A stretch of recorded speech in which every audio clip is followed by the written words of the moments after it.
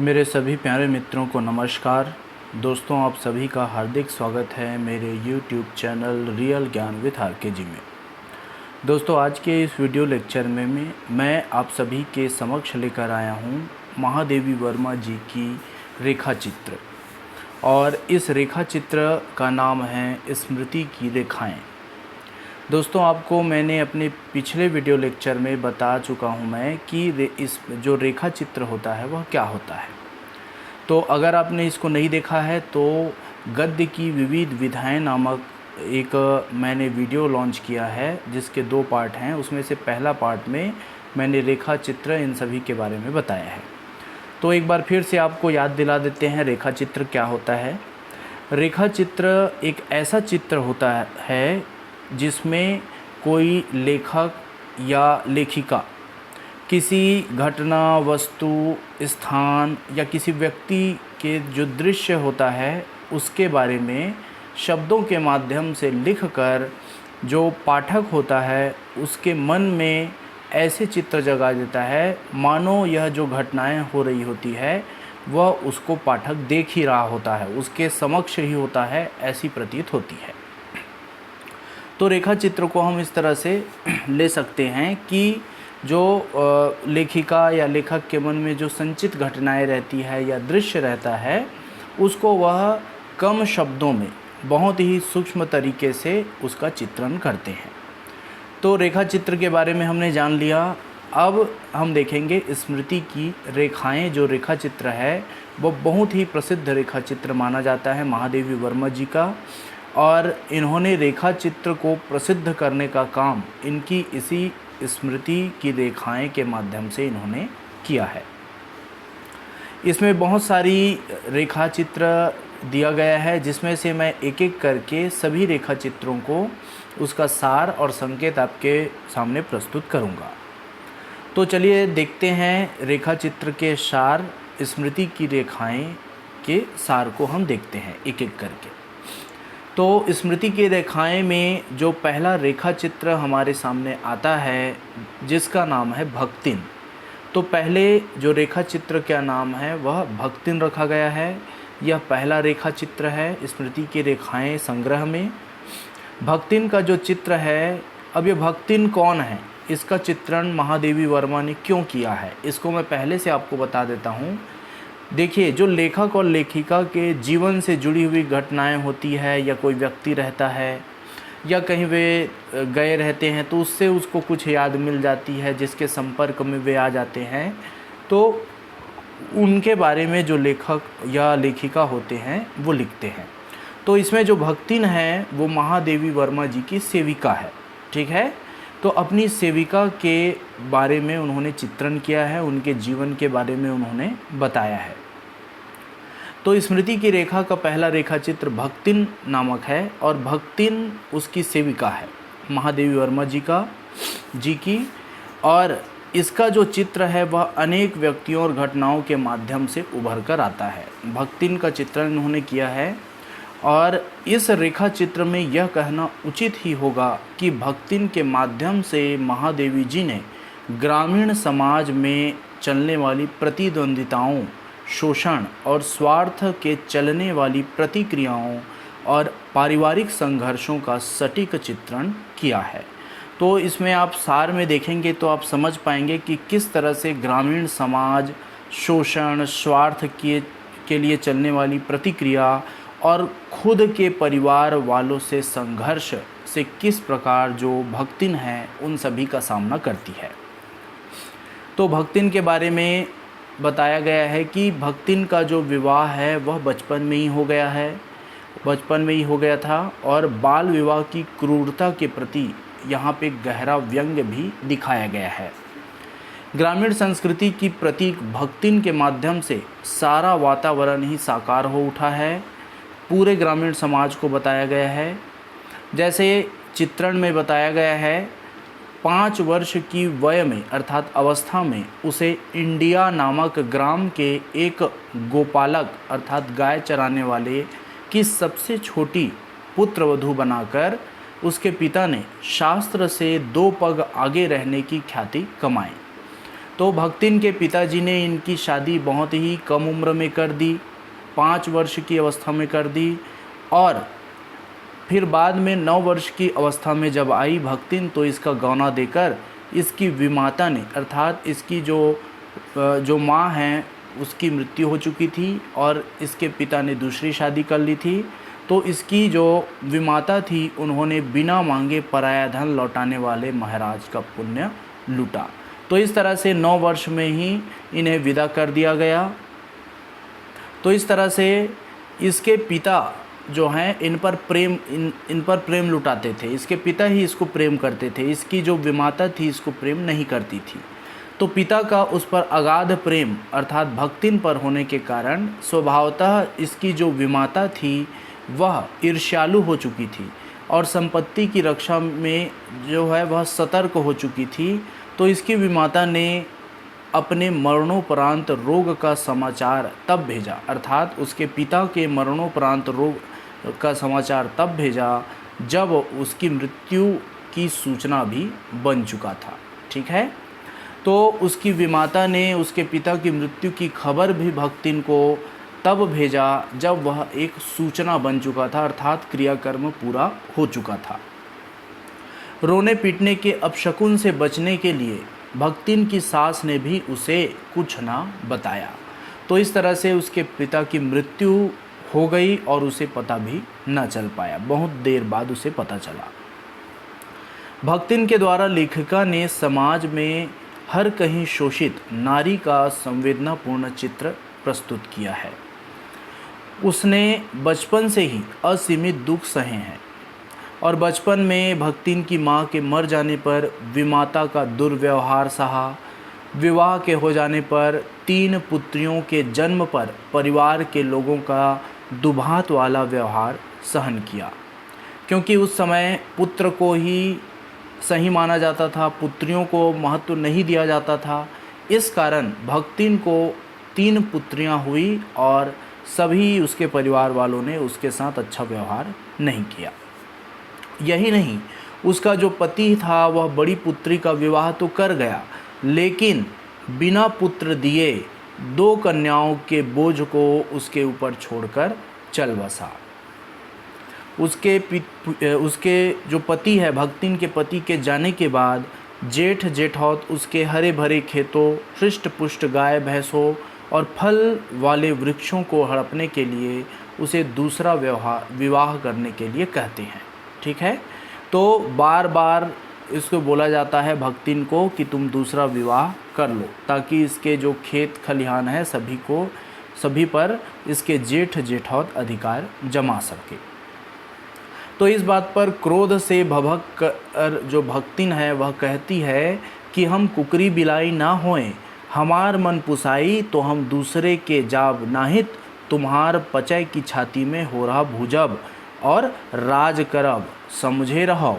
तो इस तरह से वह क्या है, क्रोध से भभक उठती है और बोलती है कि हमारा मन करेगा तो हम जाएंगे, हमारा मन कहेगा तो हम नहीं जाएंगे, हम यहाँ ही रहकर तुम्हारे छाती पे होरा भूंजेंगे और यहीं पे राज करेंगे, तुम्हें जो समझना है समझो।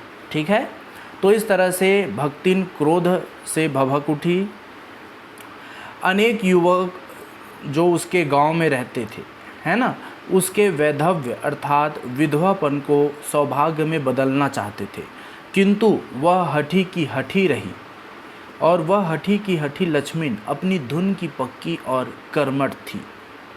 वह किसी से शादी नहीं की। बड़ी लड़की और दामाद को उसने घर जमाई बना कर रखा, किंतु उसके दुर्भाग्य की सीमा अभी नहीं आई थी। बड़ी लड़की विधवा हो गई। छोटी लड़की को जेठौती और गांव वालों की मक्कारी और धूर्तता के कारण न चाहते हुए भी एक गले पड़े नशेबाज को अपना दामाद बनाना पड़ा। सब कुछ पारिवारिक द्वेष में ऐसे झुलस गया कि खेतों का लगान भी भक्तिन से नहीं दिया जा सका और अंत में जो भक्तिन हैं वे शहर में लेखिका अर्थात महादेवी वर्मा जी के यहाँ सेविका बनकर आ गए। तो यह जो भक्तिन है वो महादेवी वर्मा जी की सेविका है। अब भक्तिन जो महादेवी वर्मा के यहाँ सेविका बनकर रहती है तो वह सेवक धर्म के हनुमान जी से स्पर्धा लेने वाली कर्मठ सेविका बनकर आई और ऐसे सेवा करती थी कि इसकी तुलना हनुमान जी से तक लेखिका ने कर दी है। वह अपने अतिरिक्त महादेवी का ध्यान रखने वाले की कल्पना भी नहीं कर सकती, तभी तो वह उसके साथ जेल तक जाने की बात सोचती है। तो भक्तिन को यहाँ पे सेवा भावना की प्रतिमूर्ति यहाँ पे बताया गया है। उसमें सामंती विचार है किंतु मानवीय गुणों से उद्धृत है। तो महादेवी जी ने कहा है कि उनमें कुछ कुछ सामंती विचार भी है, लेकिन इसके साथ ही उनमें मानवीय गुणों की भावना भी से वो क्या है उसके अंदर है। छुआछूत का विचार करके चौके में कोयले से लाइन खींचकर अपना दायरा बनाना, छींके भर से अपनी रोटियां रखकर सारे दिन हॉस्टल में लड़कियों के कार्यों में लगे रहना, मालकिन की सेवा में किसी भी प्रकार की कमी न आने देना, अपनी पूरी बुद्धि तन और मन से आत्मीयता के साथ सेवा करते हुए इस प्रकार उकेरा गया है कि वह हमारे सामने घूमती फिरती नज़र आती है। महादेवी वर्मा की पूरी सहानुभूति के कारण इसके दोष तक उसके गुण ही प्रतीत होते हैं। तो इस तरह से भक्तिन को महादेवी वर्मा जी ने उसके चरित्र को उभारा है। और डॉक्टर मक्खनलाल शर्मा के शब्दों में हम देख सकते हैं, भक्तिन का चरित्रांकन उसकी गत्यात्मक स्थिति में लयपूर्ण मनोदशाओं को प्रकट करने वाला है। भक्तिन के चरित्र को एक क्रमिक कथा का रूप देने की अपेक्षा महादेवी वर्मा ने कुछ एक घटनाओं और भाव बिंबों में संगठित करके उसे उभारने का प्रयास किया है। तो इस तरह से मक्खनलाल शर्मा जी ने भक्तिन के चरित्रांकन के संदर्भ में महादेवी वर्मा जी की विशेषताओं को बताया। तो इन जो बिंब है, इन बिंबों को मार्मिक आत्मीय भाव से प्रांजल बनाया गया है, जिसमें स्थान स्थान पर व्यंग की भाव अभिव्यक्ति और पूरे परिवेश को उजागर करते हुए ये सभी जो व्यंग है ये गहरा जाते हैं। तो इस तरह से भक्तिन के रेखा चित्र को महादेवी जी ने प्रस्तुत किया है। चलिए दोस्तों, अब हम स्मृति की रेखाओं में दूसरे जो चित्र है, रेखा चित्र है, इस पर आते हैं, जिसका नाम है चीनी फेरी वाला। चीनी फेरी वाला, तो यह चीनी फेरी वाला जो शीर्षक है वह महादेवी जी ने की स्मृति की रेखाओं में दूसरा रेखा चित्र है। और चीनी फेरी वाला जो रहता है वह महादेवी जी के आसपास ही वह फेरी वाला रहता है, कपड़े बेचने के लिए आता रहता है और कपड़े बेचते बेचते महादेवी वर्मा जी से कुछ संबंध हो जाता है, उसका भाई बहन का संबंध विकसित हो जाता है बात ही बातों में। तो इन्हीं के बारे में महादेवी वर्मा जी ने बताया है। तो चीनी फेरी वाला हिंदी के अमर रेखा चित्रों में से एक है। दोस्तों, आपने इसको पढ़ा भी होगा अपने स्कूल लाइफ में या कॉलेज में। तो प्रस्तुत चित्र में चीन का एक निवासी फेरी वाले के रूप में महादेवी वर्मा को अपनी और अपनी बहन की मार्मिक कहानी सुनाता है। तो एक फेरी वाला है जो महादेवी के पास कपड़े बेचने आता है और बातचीत होती है। फिर जो फेरी वाला है वह अपनी कहानी और अपने बहन की कहानी सुनाता है महादेवी जी को, जिसी की स्मृति को उन्होंने रेखा चित्र का रूप दिया है। वह अपने दीनता और सहजता के कारण महादेवी की स्मृति में धरोहर बनकर रह गया। इसमें करुणा के मार्मिक स्थलों में से एक है और इस प्रकार से एक स्थल को यहाँ पे बताया जा रहा है कि जो चीनी फेरी वाला है उसकी जो मार्मिक घटनाएं हैं वो क्या हुई। तो पिता की मृत्यु को ना समझ सकने वाला बालक द्वारा अपनी बहन से पिता के पास जाने का मार्ग पूछता है और उसकी विमाता उनके कोमल और किशोर बहन को वेश्यावृत्ति के लिए तैयार करते हैं, उसे सजा कर भेजती है और अत्यंत दयनीय स्थिति में वापस आने पर उसके पर्स को छीनती है। बहन का भाई के माथे पर अपना मुख रखकर स्तब्ध हो जाने से करुण कथा अपनी पराकाष्ठा पर पहुंची प्रतीत हो जाती है। तो इस तरह से इनकी दयनीय दशा को आप देख सकते हैं। उसकी जो विमाता रहती है चीनी फेरी वाले का, वह बालक तो छोटा रहता है और उसकी विमाता रहती है वह उसकी बहन को, उसकी सगी बहन को वेश्यावृत्ति की ओर उन्मुख कर देती है, उसका शोषण करती है। छोटा भाई तो कुछ कर नहीं पाता, उसके मानसिक और शारीरिक पतन को देखते हुए भी चुप रहना ही मानो उसकी नियति है। रात को संवर कर जाने वाली बहन जब एक दिन वापस ही न आई तो भाई विक्षिप्त अवस्था में उसको खोजते खोजते गिरह कटों के चक्कर में फंस जाता है। उसे विभिन्न प्रकार की क्रिया सिखाई जाती है, जैसे कुत्ते बिल्ली किसी विशेष क्रियाओं का ज्ञान उसको कराया जाता है। इसके बाद धीरे धीरे भाग्यवश ही इस जो गृह कटों के नारकी जीवन की समाप्ति उस समय हो जाती है जब जो फेरी वाले का जो भेंट है उसके पिता के एक व्यापारी मित्र से होती है, और उसी व्यापारी मित्र ने, पिता के व्यापारी मित्र ने चीनी फेरी वाले को उस रूप में सम्मानित नौकरी बनवा दिया था। अर्थात फेरी वालों का जो गुण है उसको सिखा दिया और उसको फेरी वाला बना दिया। तो यह जो फेरी वाला है वह भारत पहुंचा और महादेवी वर्मा से उसकी भेंट हो जाती है। वह गर्हित जीवन और संघर्ष झेलने के बाद भी ईमानदार बने रहने की भावना को बनाए रहा, लेकिन लेखिका को वह सिस्टर बना लेता है। वह लेखिका को सिस्टर कहता है। उसके प्रति ममता का भाव उनमें है। वह लेखिका के प्रति भाई जैसा व्यवहार हमेशा करता है, और अपने देश की रक्षा के लिए उसे जब चीन बुलाया गया तो वह अपने सारे कपड़े जो उन्होंने रखे थे बेचने के लिए, उसकी कपड़ों की गठरी जो है वह लेखिका को ज़बरदस्ती बेचकर चीन चला जाता है। तो महादेवी जी की स्मृति पटल पर उसका दीनता एवं ममतापूर्ण और अधिकार जमाने वाला चित्र एक ही स्थान पर संयोजित हो जाता है। इसमें महादेवी जी का कवि रूप और करुणा का साकार रूप पा रही है। तो इस तरह से महादेवी वर्मा जी ने नारी मनोविज्ञान और उसकी वेदना का पूरा परिचय लेखिका को है, और जो मानवीय भूमि में इस चित्र में प्रस्तुत हुआ है। इसी प्रकार के चित्रों को देखकर एक आलोचक ने कहा है कि लेखिका देश काल और परिस्थिति के अंतर्गत रहते हुए भी उसे संघर्ष करती रही, और उन्होंने एक ऐसा चित्र दिया जो शाश्वत चारित्रिक विशिष्टियों के प्रतीक बनकर उभर सके हैं। जब हिंदी के सभी वर्तमान रेखा चित्र को देश और काल सीमाओं से घिर जाने के कारण विगत की वस्तु मान लिया जाएगा, तब महादेवी जी के रेखा चित्र को तब भी नवीन संदर्भ देने वाली रचनाएं माना जाता रहेगा। इस तरह से महादेवी वर्मा की जो रेखा चित्र की कला है वह बहुत ही अद्वितीय है। इसको इन्होंने अलग ही अंदाज से अपना रेखा चित्र लिखा है। चलिए स्मृति की रेखाएं में हम तीसरा रेखा चित्र को देखते हैं। तीसरा रेखा चित्र है धनिया और जंगिया के बारे में। धनिया और जंगिया, तो धनिया और जंगिया ये कूली का काम करते हैं। कूली का काम करते हैं ये लोग सामान बोझा उठाने ढोने के लिए, और ये जो पहाड़ी लोग हैं, पहाड़ी निवासी हैं जो कि खाने कमाने के लिए आए रहते हैं शहर में।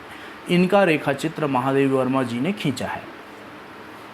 तो तीसरा रेखा चित्र धनिया और जंगिया नामक दो पहाड़ी मजदूरों का है, और इन दोनों की जीवन यात्रा भी पहाड़ी मार्ग की तरह कठोर और ऊंची नीची स्थितियों में चलने वाली है। जंगिया का यथार्थ चित्रण विचित्रता एवं मार्मिक संदर्भों से युक्त बन पड़ा है। तो इसके यथार्थ चित्रण, जंगिया का जो चित्रण किया जा रहा है, इसका हम देखते हैं कि किस प्रकार से इसका चित्रण किया गया है जो यथार्थ बन पड़ा है। पर्वतीय पथ और पत्थरों की चोट से टूटे हुए नाखून और चुटीली उंगलियों के बीच में ढाल बनी हुई मुंज की चप्पल मानो मनुष्य को पशु बनाकर भी खुर न देने वाले परमात्मा का उपहास कर रही थी। 5 से बालिस्त ऊंचा और ऊनी सूती पैबंदों से बना हुआ पैजामा मनुष्य की लज्जाशीलता की विडंबना जैसे लगता था।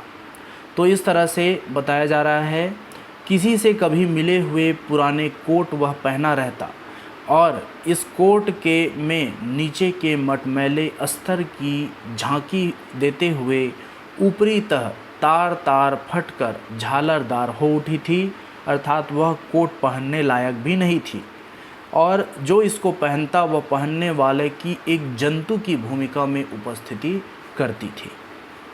अस्पष्ट रंग और निश्चित रूप वाली दोपलिया टोपी के छेदों से रूखे बाल जहाँ तहाँ झांककर मैले पानी और उसके बीच बीच में झांकते हुए सेवार की स्मृति करा देते थे। तो इस तरह से महादेवी जी ने जंगिया का चित्रण किया है, जिसको हम आसानी से समझ सकते हैं। बहुत ही जीवंत चित्रण किया गया है। बताया गया है कि उनका वर्ग जीवन की हर कठोरता और क्रूरता को सहन करता हुआ दीनतापूर्वक जीने को मजबूर है, और यही उनकी नियति बन गई है। लेखिका ने उनकी समता शिव के बारातियों से की है। तो लेखिका ने जंगिया और धनिया इन दोनों की जो है समता शिव के बारातियों से की है, लेकिन हाँ, ये जो बाराती हैं इनकी तुलना में दीन अधिक है। ये जो जंगिया और धनिया हैं, ये दोनों शिव के बारातियों से अधिक दीन हमें दिखाई देते हैं। उनकी साधनहीनता में इनको पशुवत जीवन व्यतीत करने पर मजबूर कर दिया है। तो बहुत ही गरीब बताया गया है, इन्हें बहुत ही गरीब दिखाया गया है, इनका चित्रण किया गया है। महादेवी वर्मा जी लिखती है कि यह बात कि वे भी मनुष्य हैं हम अभ्यासवश ही समझ पाते हैं, उनमें मनुष्य का रूप पाकर नहीं। दोनों चचेरे भाई हैं। धनिया और जंगिया दोनों क्या है? चचेरे भाई हैं, और इन दोनों भाइयों में अद्भुत स्नेह, कर्मठता और ममता का आविर्भाव है। दोनों एक दूसरे के बोझ को कम करना चाहते हैं। एक की बीमारी की स्थिति में दूसरा काम करने नहीं जाना चाहता, और पहला मजदूरी खो जाने के डर से बीमारी की अवस्था में भी चलने को तत्पर हो जाता है। तो इनके जीवन की कठोरता इस बात से भी स्पष्ट होती है कि वे जब घर से चलते हैं तो वह उनकी अंतिम विदा जैसी होती है। उनके घर वाले उनको जब भी घर से जाते हैं यह समझकर विदा करते हैं कि काश यह अंतिम विदा हो। युवती जो पत्नी है, उसने बार बार आंखें पोंछते पोंछते फटा आंचल फैलाकर विनती की थी कि भले आदमी के साथ जाना। उसी तरह पिता ने पीठ पर हाथ रखकर और आकाश की ओर धुंधली आंखें उठाकर ऐसे देख रहा है मानो उसे परमात्मा को सौंप दिया, और माँ तो गांव की सीमा के बाहर तक रोती रोती चली आई थी। एक जरा जीर्ण पेड़ का सहारा लेकर उसकी माँ दृष्टि पथ से बाहर जाते हुए पुत्रों को आंसुओं के तार से बांधने का निष्फल प्रयास करती रही। तो इस तरह से हम धनिया और जंगिया इन दोनों के पारिवारिक दृश्य को भी समझ सकते हैं किस प्रकार से था। इसका कारण लेखिका ने दिया है, जो कि पहाड़ी कुली अपने देश, परिवार और नवजात शिशु को छोड़कर 2 पैसे कमाने के लिए आते हैं, और इस कमाई का मूल्य उन्हें अक्सर अपने प्राणों की बलिदान से चुकाना पड़ता है। वे इस संघर्ष में स्वार्थ त्याग कर मानव बने रहते हैं, और यही गुण महादेवी वर्मा जी को इनका चित्रण अंकित करने के लिए बाध्य करता प्रतीत होता है। तो महादेवी वर्मा जी ने इनकी मानवीयता का गुण इनमें होना, जिसके कारण इन्होंने रेखाचित्र इनका खींचा है। वे उनकी कर्मठता, ईमानदारी, परस्पर स्नेहशीलता, स्वामी भक्ति और सेवा भाव देखकर चकित है। रास्ते में लेखिका को उसने इतना स्नेह हो जाता है, इन लोगों से, धनिया और जंगिया से इतना स्नेह हो जाता है कि महादेवी जी उनकी माँ होने का सम्मान का भी वर्णन नहीं कर पाती। तो इस तरह से महादेवी जी ने प्रस्तुत चित्र के माध्यम से अमीरों पर व्यंग्य भी किया है।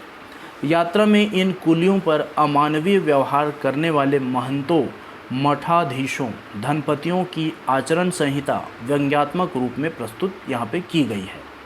लेखिका का मानसिक आक्रोश इन्हीं जो पूंजीपति लोग हैं इनके प्रति अधिक मुखर होता है। शोषण और अमानवीय कृत्यों पर लिखने में उनका मन अधिक रमता हुआ यहाँ प्रतीत हुआ है। महादेवी जी जो है वे सामान्य जन की मानवीयता को अधिक उजागर करती है। वे करुणा और ममता को अंकित करते हुए दूसरों से भी इसी करुणा और ममता की आशा करती है और अपने रेखा चित्रों में से पाठक को इसी के लिए प्रेरित करती हुई वह प्रतीत होती है और वहाँ वे किसी समस्या का समाधान प्रस्तुत नहीं करती है। तो इस तरह से दोस्तों हमने स्मृति की रेखाएं रेखा चित्र से के माध्यम से हमने इसमें जो वर्णित है उसकी 3 रेखा चित्रों को हमने देख लिया। नेक्स्ट वीडियो लेक्चर में मैं आपको और भी जो रेखा चित्र इनमें हैं उसको लेकर प्रस्तुत हो जाऊंगा। तो दोस्तों अगर आपको मेरा यह वीडियो अच्छा लगा तो इसको लाइक कीजिए और अपने साथियों दोस्तों के साथ शेयर करना ना भूलें। अगर आप मेरे चैनल में नए हैं तो मेरे चैनल को सब्सक्राइब कर लीजिए, जिससे मैं जो भी वीडियो बनाऊंगा आपको पहुंच जाएगा आसानी से। बेल आइकन को दबा दीजिए जिससे आपको नोटिफिकेशन प्राप्त हो जाए। तो आज के लिए बस इतना ही।